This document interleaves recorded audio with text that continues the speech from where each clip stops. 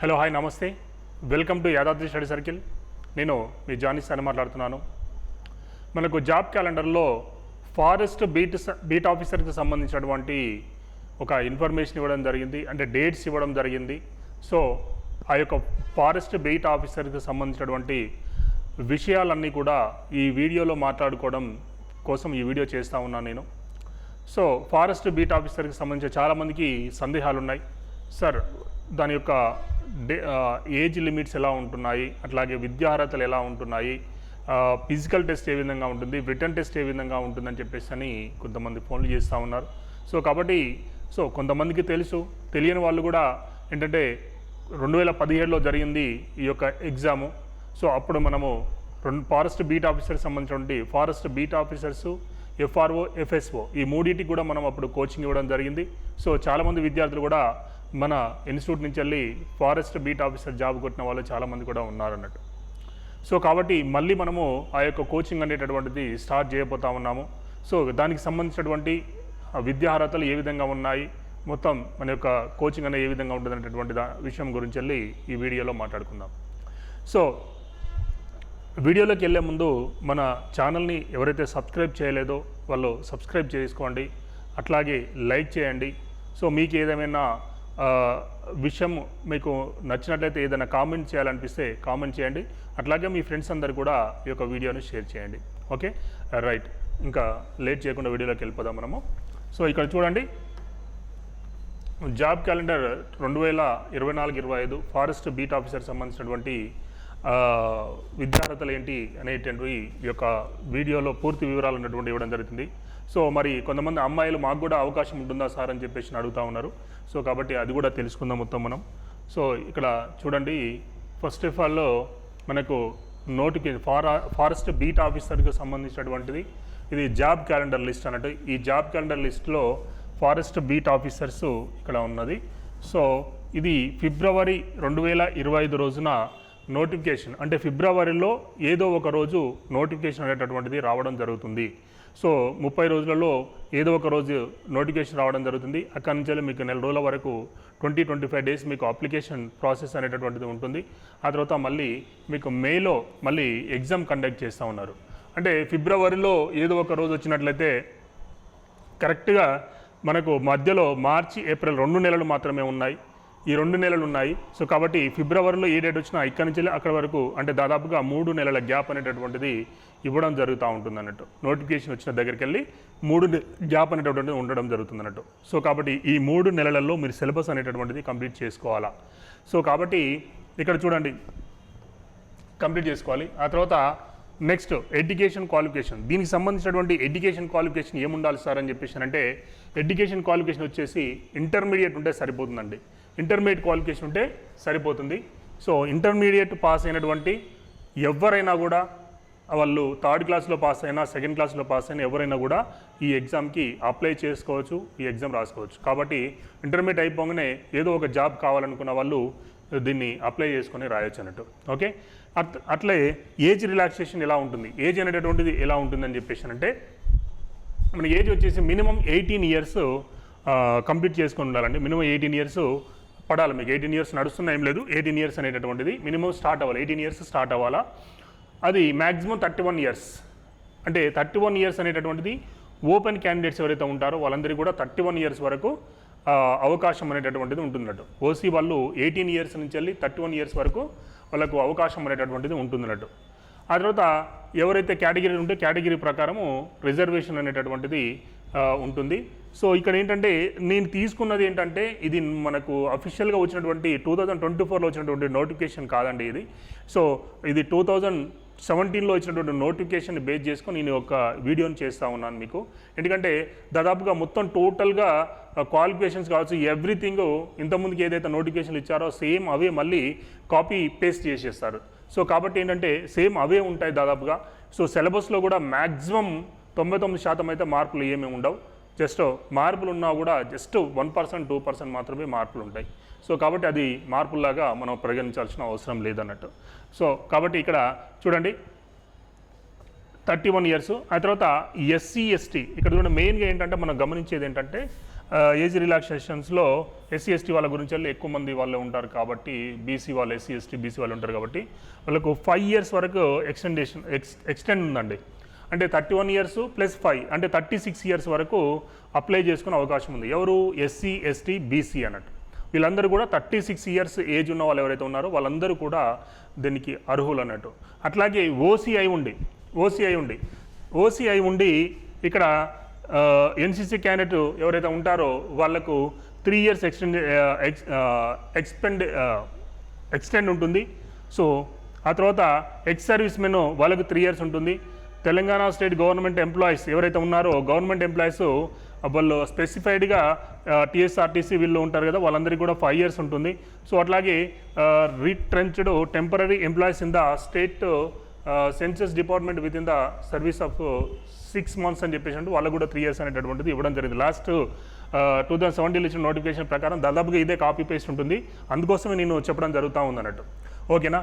So కొంతమందికి doubt ఏంటంటే sir నేను బీసీ కదా నాకు 5 years ఎక్స్టెండ్ అంటే ఏజ్ రిలాక్సేషన్ అనేటువంటి ఉన్నది కదా, అంటే నాకు 31 + 36 ఉంది కదా, మళ్ళీ నేను గవర్నమెంట్ ఎంప్లాయీని కదా, లేదంటే ఎన్సీసీ క్యాండిడేట్ కదా, మరి నేను 5 years అంటే 36 years + 3 years 39 years వరకు నేను రాసుకోవచ్చా సార్ అని చెప్పేసి అంటున్నారు. లేదంటే అట్లా ఉండదు. ఎందుకంటే ఇది ఇట్లా ఇవ్వడానికి మెయిన్ ఉద్దేశం ఏంటంటే ఓసీ క్యాండిడేట్స్ ఎవరైతే ఉంటారో వాళ్ళ కోసం ఏజ్ రిలాక్సేషన్ అనేటటువంటిది ఈ విధంగా ఎన్సీసీ క్యాండిడేట్ లేకపోతే అదే డిపార్ట్మెంట్లో టెంపరీగా పనిచేసిన వాళ్ళు లేకపోతే గవర్నమెంట్ జాబ్ ఉన్న వాళ్ళు సో కొన్ని దానికి సంబంధించినటువంటి అట్లాంటి వాళ్లకు ఏజ్ రిలాక్సేషన్ అనేటువంటిది ఓపెన్ క్యాండిడేట్స్ ఎవరు ఉంటారో వాళ్ళకి ఇవ్వడం జరుగుతూ ఉంది అన్నట్టు. సో కాబట్టి ఇక్కడ ఎస్సీ ఎస్టీ బీసీ వాళ్ళకు 5 years అనేటటువంటి ఉంటుంది. మళ్ళీ ఎడిషన్గా ఏమీ ఉండదు అన్నట్టు. అంటే మీరు బీసీ వాళ్ళు అయి ఉన్నారనుకోండి ఇవన్నీ కూడా ఉన్న ఇది ముందు మీరు బీసీ వాళ్ళు ఉన్నారు కాబట్టి మీకు ఇదే వర్తిస్తుంది అన్నట్టు. 5 years అనేటటువంటిది వర్తిస్తుంది అన్నట్టు అంతే ఇంకా. Okay right? సో అట్లా అన్నట్టు. సో ఇది క్లియర్ అయిపోయింది అనుకుంటాను. Okay right. ఏజ్కి సంబంధించి ఆ తర్వాత education qualification must be passed intermediate examination or its equivalent అని చెప్పేసి అన్నాడు. ఇంటర్మీడియట్ ఎగ్జామినేషన్ అట్లాగే డిప్లొమా కానీ అట్లాంటివి ఉంటాయి కదా, మన పాలిటెక్నిక్ అట్లాంటి 10th అయిపోయిన పాలిటెక్నిక్ చేస్తారు కదా, అట్లాంటి ఈక్వలెంట్ ఏది ఉన్నా కూడా దానికి ఎలిజిబుల్ అండి, నో ప్రాబ్లం. సో అట్లాగే ఫిజికల్ రిక్వైర్మెంట్స్ ఇప్పుడు చూడండి ఇక్కడ మెయిన్ ఏంటంటే రిటన్ టెస్ట్ అయిపోయిన తర్వాత రిటన్ టెస్ట్ సెలెక్షన్ అయిపోయిన తర్వాత ఫిజికల్ టెస్ట్ అనేటటువంటిది ఇంపార్టెంట్ ఈ యొక్క ఫారెస్ట్ బీట్ ఆఫీసర్లో. ఎందుకు అని చెప్పేసి అంటే ఇక్కడ చూడండి వాళ్ళు ఎలా ఇచ్చారో ఇక్కడ మీకు చాలా లెంతీగా ఉంది కాబట్టి నేను ఇక్కడ క్లియర్గా ఇవ్వడం జరిగింది. ఇక్కడ చూడండి ఇక్కడ పురుషులు అనేవాళ్ళు ఎత్తు హైట్ అనేటటువంటిది ఏ విధంగా ఉండాలంటే 163 సెంటీమీటర్లు ఉండాలండి. 163 సెంటీమీటర్స్ ఉన్నట్లయితే వాళ్ళు హైట్ అనేటటువంటిది సరిపోతుంది. అట్లాగే చెస్ట్ అనేటటువంటిది 84 సెంటీమీటర్స్ ఉండాలి. చెస్ట్ అనేటటువంటిది 84 సెంటీమీటర్స్ అనేటటువంటిది ఉండాలి. ఆ తర్వాత ఎక్స్పెండబుల్ ఏ విధంగా పెరగాలి అని చెప్పేసి అంటే 5 సెంటీమీటర్స్ పెరగాలి. 84 సెంటీమీటర్స్ ప్లస్ మనకు గాలి పీల్చినప్పుడు 5 సెంటీమీటర్స్ అనేటువంటి ఇంక్రీజ్ కావాలి. సో కాబట్టి అది 84 + 5 89 అనేటటువంటిది అవ్వాలన్నట్టు. ఓకేనా? అది పురుషులకు. అట్లాగే స్త్రీలకు. ఓకేనా? స్త్రీలు కూడా ఈ యొక్క ఫారెస్ట్ బీట్ ఆఫీసర్స్ ఎగ్జామ్ అనేటటువంటిది రాసుకోవచ్చు, దాంట్లో ఎలాంటి సందేహం లేదు. ఓకేనా? స్త్రీలు వచ్చేసి ఇక్కడ 150 సెంటీమీటర్స్ 150 సెంటీమీటర్స్ హైట్ ఉన్నట్లయితే వీళ్ళు ఎగ్జామ్ అనేటటువంటిది రాసుకునే అవకాశం అనేటటువంటిది ఉంటుంది అన్నట్టు. అట్లాగే చెస్ట్ అనేటటువంటిది 79 సెంటీమీటర్స్ ఉండాలండి వాళ్ళకి. 79 సెంటీమీటర్స్ చెస్ట్ ఉన్నట్లయితే వాళ్ళు ఎలిజిబుల్ అవుతారన్నట్టు. ఏమాత్రం తక్కువ ఉన్నా కూడా 1 మిల్లీ సెంటీమీటర్స్ తక్కువ ఉన్నా కూడా వాళ్ళు ఎలిజిబుల్ కాదు అండి. అట్లాగే వీళ్ళకు కూడా బ్రీత్ చేసినప్పుడు మళ్ళీ వీళ్ళకు కూడా వీళ్ళకు 5 సెంటీమీటర్స్ పెరగాలి. ఓకేనా? 5 సెంటీమీటర్స్ అనేది ఎక్స్టెండ్ కావాలన్నట్టు. ఓకే? సో అట్లా గాలి పీల్చినప్పుడు. అయితే ఇక్కడ ఇంకొక పెద్దది ఏంటంటే ఇక్కడ శారీరక సామర్థ్యం అనేటటువంటి దాంట్లో మనకు 4 hours 25 kilometers 4 గంటల సమయం ఇస్తారండి. ఇవన్నీ అయిపోయిన తర్వాత 4 గంటల సమయం ఇస్తారు. ఈ 4 గంటలలో 25 kilometers నడవాలా. ఓకేనా? 25 kilometers నడవాలా. సార్ నీ నడవండి సార్ ఉరుకుతా అంటే నీ ఇష్టం, ఉరుకు. ఓకేనా? మీ ఇష్టం అన్నట్టు. సో నీ 4 గంటలలో లోపల 25 kilometers అనేటువంటిది రీచ్ కావాలా. Okay right. సో అట్లాగే స్త్రీలు అయితే అదే ఫీమేల్ క్యాండిడేట్స్ అయితే అదే 4 గంటలలో 16 కిలోమీటర్లు నడిస్తే సరిపోతుంది. 16 కిలోమీటర్లు నడిస్తే సరిపోతుంది అన్నట్టు. సో ఇది మనకు ఫిజికల్ ఈవెంట్స్ అన్నట్టు. ఓకే, ఇది బాగా గుర్తుపెట్టుకోండి, ఇది ఇంపార్టెంట్. సో కాబట్టి ఇక్కడ ఇంకొకటి రిలాక్సేషన్స్ ఉన్నాయండి. ఇక్కడ ఏంటంటే హైట్కు దానికి సంబంధించిన రిలాక్సేషన్స్ ఉన్నాయి ఇక్కడ. So provide further in the case of candidates belongs to the scheduled tribe where the reserved quota can not be fully utilized for want of sufficient number of candidates possessing in the requisite physical qualifications. So physical standards shall not be less than 58 centimeters height and not less than 78 centimeters round the chest fulfill inspiration with the minimum expansion of 5 centimeters అని చెప్పేసి అంటున్నారు. ఇక్కడ వీళ్ళకు పురుషులు ఎవరైతే ఉన్నారో వీళ్ళకి ఏంటంటే ఏజెన్సీ ఏరియా షెడ్యూల్ ట్రైబ్ అయి ఉండాలండి. ట్రైబ్ అండ్ షెడ్యూల్ ఏరియా మనకు ఏజెన్సీ ఏరియాస్ ఉంటాయి కదా, ఫారెస్ట్లో ఉండే వాళ్ళు ఉంటారు కదా, వాళ్ళ కోసం అనేటువంటి రిలాక్సేషన్ ఇవ్వడం జరిగింది. ఇక్కడ హైట్ రిలాక్సేషన్ ఉంటుంది, చెస్ట్ హైట్ రిలాక్సేషన్ అనేటటువంటిది ఉంటుంది అన్నట్టు. అట్లాగే చెస్ట్ కూడా రిలాక్సేషన్ అనేటటువంటి ఉంటుంది. ఇక్కడ 5 సెంటీమీటర్స్ ఇవ్వడం జరిగింది. అంటే రిలాక్సేషన్ ఎంత వస్తుందంటే 158 సెంటీమీటర్స్ వీళ్ళు ఉన్నట్లయితే 158 సెంటీమీటర్స్ హైట్ ఉన్నట్లయితే వాళ్ళు ఎలిజిబుల్ అన్నట్టు. ఓకేనా, అందరు కాదండి. షెడ్యూల్ ట్రైబ్ అంటే మళ్ళీ వీళ్ళు కూడా దీంట్లో కూడా ఏంటంటే ఏజెన్సీ ఏరియా మాత్రమే, ఏజెన్సీ ఏరియాలో ఉన్న వాళ్ళు మాత్రం వాళ్ళు ఎక్కువ హైట్ ఉండరు కాబట్టి, ఫారెస్ట్లో ఉంటారు కాబట్టి వాళ్ళు హైట్ ఉండరు కాబట్టి వాళ్ళ కోసం అన్నట్టు ఇది. ఓకేనా, ఇది వచ్చేసి ఏంటంటే 84 సెంటీమీటర్స్ 78.8 సెంటీమీటర్స్ అండి.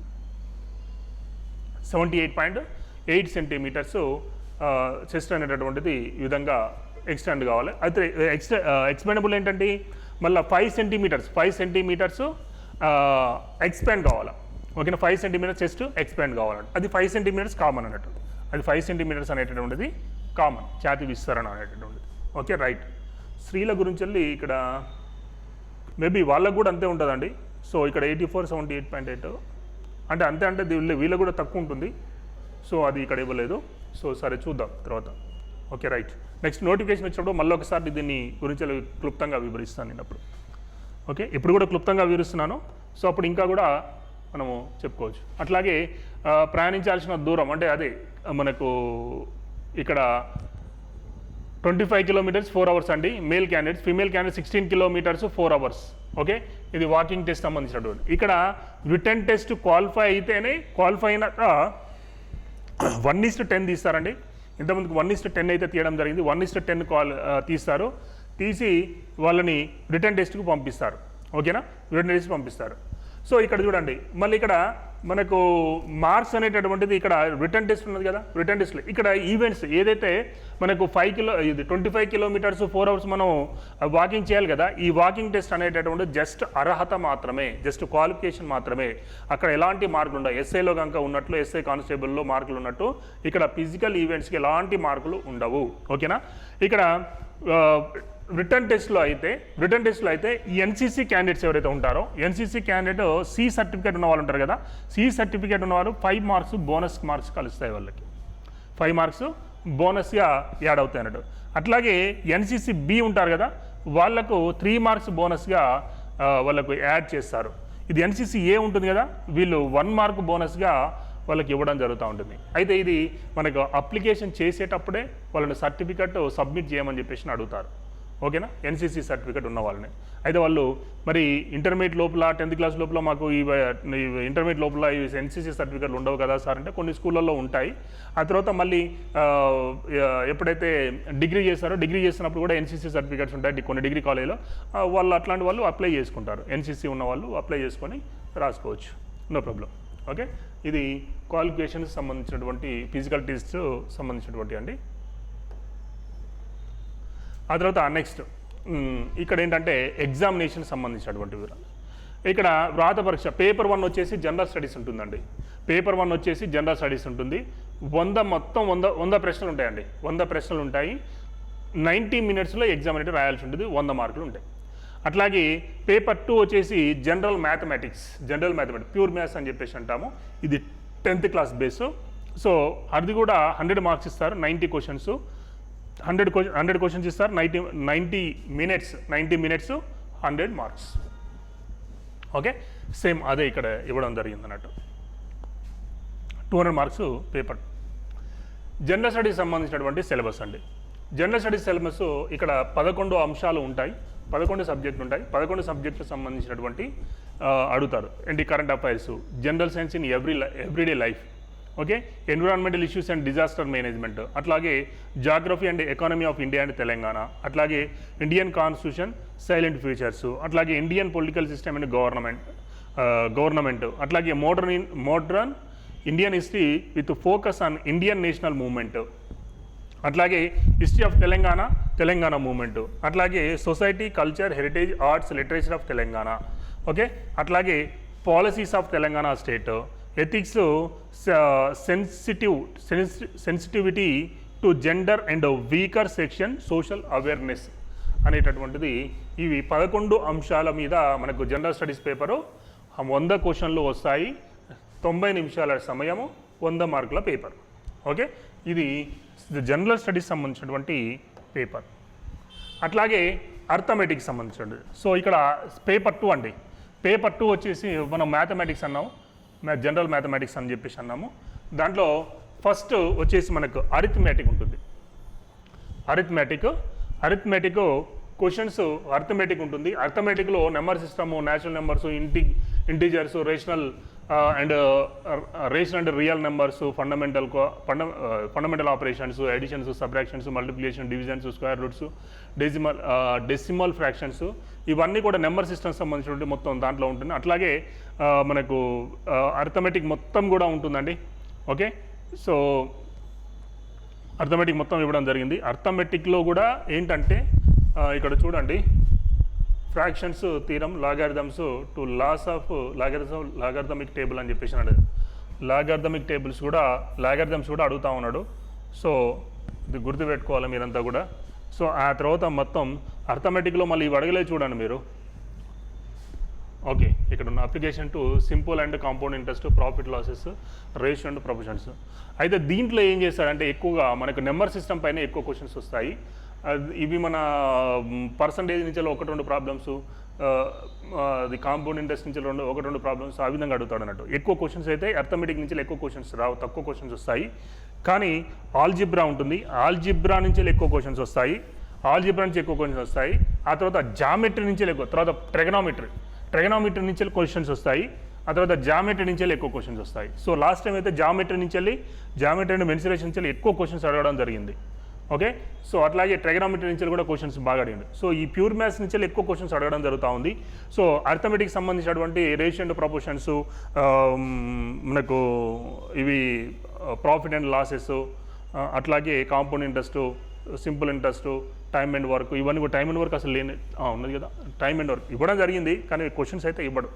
Time and work, time and distance, trains, ఇవన్నీ కూడా పెద్దగా క్వశ్చన్స్ అయితే లాస్ట్ టైం అయితే పెద్దగా రాలేదు. సో ఒక్కొక్క క్వశ్చన్ వస్తే అది ఎక్కువ. సో కాబట్టి ఎక్కువ రాలేదండి క్వశ్చన్స్, కానీ వీటి మీద ప్యూర్ మ్యాథ్స్ వీటిపైన మాత్రము చాలా క్వశ్చన్స్ అడగడం జరిగింది అన్నట్టు.